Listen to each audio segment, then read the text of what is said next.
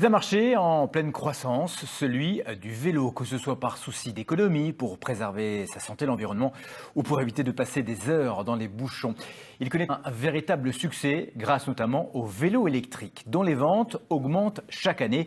Des vélos qui ont évidemment besoin d'être entretenus et réparés. C'est le dossier de ce journal. Catherine Munch et Thierry Sitter. Mais où vont tous ces vélos? Au boulot, au cinéma, chez la nounou, à l'école ou simplement en balade. Selon les estimations, 140 000 bicyclettes circulent à Strasbourg. Dans le lot, il y a des petites merveilles, des customisées et des vieux clous.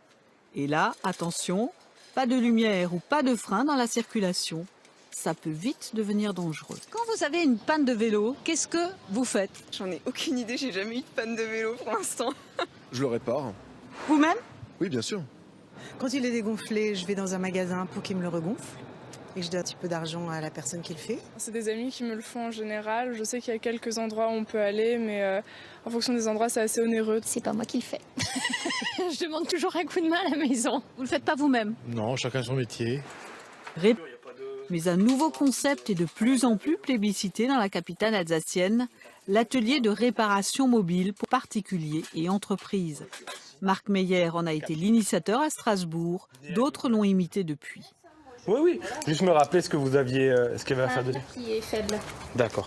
Sur la majorité des sociétés ou des CE ou des associations avec lesquelles je travaille, mon temps de travail il est pris en charge par la société. C'est-à-dire que le salarié n'a à sa charge que les pièces détachées nécessaires. S'il n'y a pas de pièces à changer, si c'est un simple contrôle, c'est totalement gratuit pour le salarié. Un avantage considérable, déjà on est sur le lieu du travail, donc pas besoin d'emmener le vélo ni quoi que ce soit, et puis un gain de temps phénoménal, gain d'argent aussi. Mais l'autre vraie révolution dans le domaine de la réparation concerne le vélo électrique.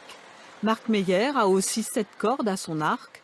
Il intervient régulièrement chez ce commerçant spécialisé. Il y a 15 ans, on a perdu justement les formations spécifiques de réparateurs cycles et motocycles. Aujourd'hui, il n'existe plus que la partie motocycle. Et nous, on est un petit peu dans la difficulté de trouver du personnel compétent.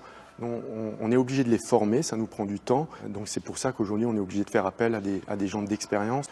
Balise de diagnostic, personnel spécialisé, plus question donc de bricoler sur les vélos électriques dont les ventes ont grimpé de 31% en 2016. Dernière version micro-logiciel, pas de code erreur. Réparateur pour particuliers, au sein des entreprises, sur les marchés de Strasbourg, Marc Meyer travaille actuellement à un nouveau projet. Il veut créer le premier réseau de réparateurs indépendants de France.